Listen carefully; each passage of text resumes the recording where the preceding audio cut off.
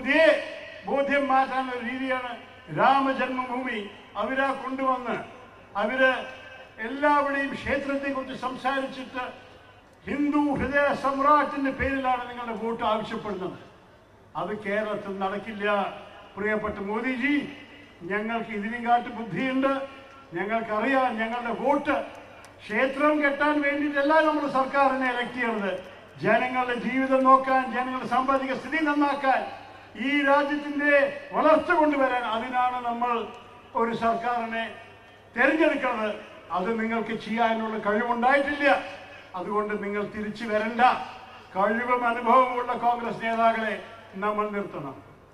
ദീപാദാസ് മുൻഷിജി ഇവിടെ നിങ്ങളോട് പറഞ്ഞു, കഴിഞ്ഞ തവണ 19 സീറ്റ് നമ്മൾ എടുത്തതിന് ഈ തവണ 20 ആക്കണം. ഒരു സംശയവുമില്ല. നിങ്ങൾ എല്ലാവരുടെയും ആത്മാർത്ഥതയും നിങ്ങളുടെ പ്രവർത്തനത്തോടെ നമുക്കത് ചെയ്യാൻ സാധിക്കും. കേരളം മാത്രമല്ല, ഭാരതം മുഴുവൻ ജനങ്ങൾ അഥവാ അവരുടെ സ്വയം ആവശ്യങ്ങളെ ചിന്തിച്ചിട്ട് വോട്ട് ചെയ്താൽ നിങ്ങൾക്കൊരു സംശയവും വേണ്ട, ഈ വോട്ട് BJPയുടെ എതിരാണ്.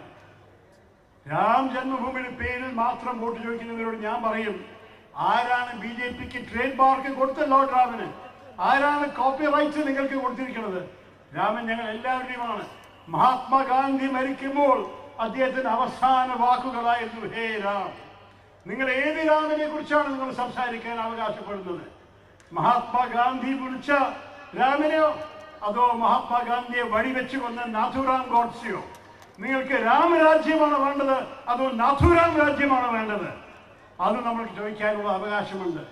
ഈ രാജ്യത്തെ നന്നാക്കണമെന്നുണ്ടെങ്കിൽ രാമഭക്തന്മാര്, എല്ലാ വിശ്വാസികള്, ക്രിസ്ത്യൻ സമുദായത്തിന്റെ എല്ലാ ഭാഗങ്ങളുടെ വ്യക്തികള് എല്ലാവരും ഒരുമിച്ച് കൊണ്ടുവന്നാൽ മാത്രമേ ഈ രാജ്യം നന്നാവുള്ളൂ എന്ന് മനസ്സിലാക്കിയ ഒരു പാർട്ടിയാണ് കോൺഗ്രസ് പാർട്ടി.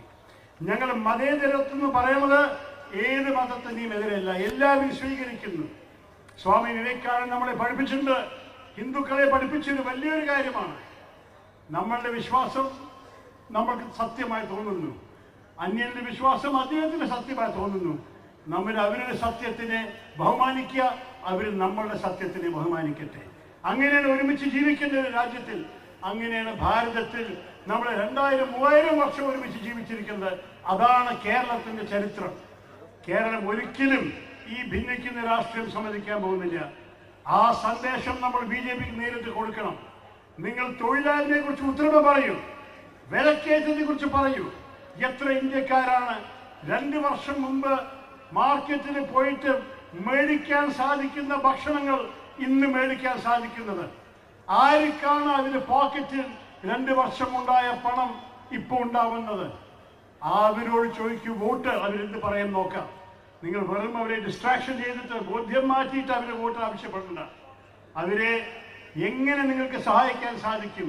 തൊഴിൽ കിട്ടാൻ, മര്യാദയോടെ അവരുടെ കുടുംബത്തിനെ വളർത്താൻ, കുട്ടികളുടെ ഭാവിക്ക് വേണ്ടി സ്വപ്നം കാണാൻ നിങ്ങൾ എന്താ അവർക്ക് ചെയ്തു കൊടുക്കണം? അതൊന്നും സഹായിക്കാൻ അവർക്ക് മറുപടി ഇല്ലെങ്കിൽ, അവർക്ക് ഉത്തരമില്ലെങ്കിൽ എന്തിന്റെ അടിസ്ഥാനത്തിലാണ് അവർ വന്ന് വോട്ട് ചോദിക്കാൻ പോകുന്നത്? ഞാൻ നിങ്ങളോട് പറയുന്നു, അവസാനത്തിൽ കേന്ദ്ര സർക്കാരിന്റെ കാര്യങ്ങൾ പറഞ്ഞു കഴിഞ്ഞു. സംസ്ഥാന സർക്കാർ നമ്മൾ ചെയ്ത ഓരോരോ ചതിയെക്കുറിച്ച് നിങ്ങൾക്കറിയാം. ഇന്നാളെ 3 ആഴ്ച മുമ്പ് ഒരു 76 വയസ്സായ വിധവ പോയിട്ട് എനിക്ക് 3 മാസമായിട്ട് പെൻഷൻ ഇല്ല, എനിക്ക് ജീവിക്കാൻ മാർഗമില്ല എന്ന് പറഞ്ഞപ്പോൾ ഈ സർക്കാർ, നാണകെട്ട സർക്കാർ പോയിട്ട് പറഞ്ഞു, നിങ്ങൾക്ക് പെൻഷൻ കൊടുക്കാൻ കാശില്ല.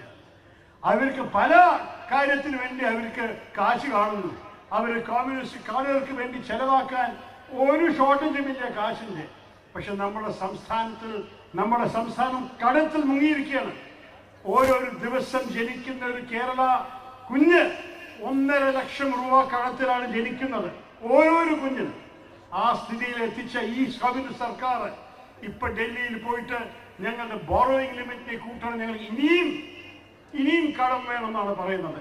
ഈ കടം ആരാ വീട്ടാൻ പോകുന്നത്?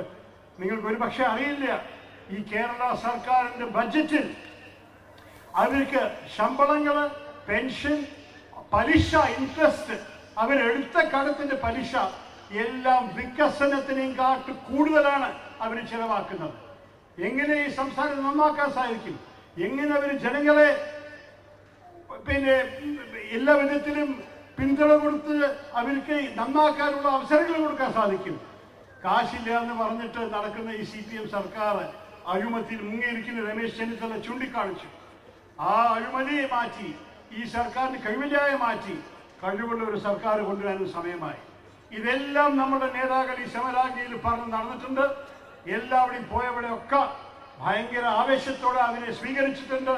ഇന്ന് അവസാനത്തിൽ നമ്മുടെ സ്വന്തം തിരുവനന്തപുരത്തിൽ, നമ്മുടെ കേരളത്തിന്റെ തലസ്ഥാനത്ത് നിങ്ങൾ എല്ലാവരും കൂടി അവരെ ഇവിടെ സ്വീകരിക്കാനും തപ്പുകൊട്ടി മുന്നോട്ട് പോകാൻ പറയാനും. കുറച്ച് ആഴ്ചയിൽ നമ്മൾ തിരഞ്ഞെടുപ്പ് വരും. ഒരു പക്ഷേ വിഷു കഴിഞ്ഞിട്ടായിരിക്കും നമ്മൾ വോട്ട് ചെയ്യാൻ പോകുന്നത് കേരളത്തിൽ. അതുവരെ ഈ സമരാജ്ഞയുടെ സന്ദേശം മറക്കല്ലേ സുഹൃത്തുക്കളെ. ഇത് നിങ്ങൾ എല്ലാവർക്കും വേണ്ടിയിട്ട്, നിങ്ങൾക്ക് വേണ്ടി സംഘർഷം ചെയ്യാനും ഭാരതത്തെ ആത്മാവിനെ സംരക്ഷിക്കാനാണ് ഈ തെരഞ്ഞെടുപ്പ് വരാൻ പോകുന്നത്.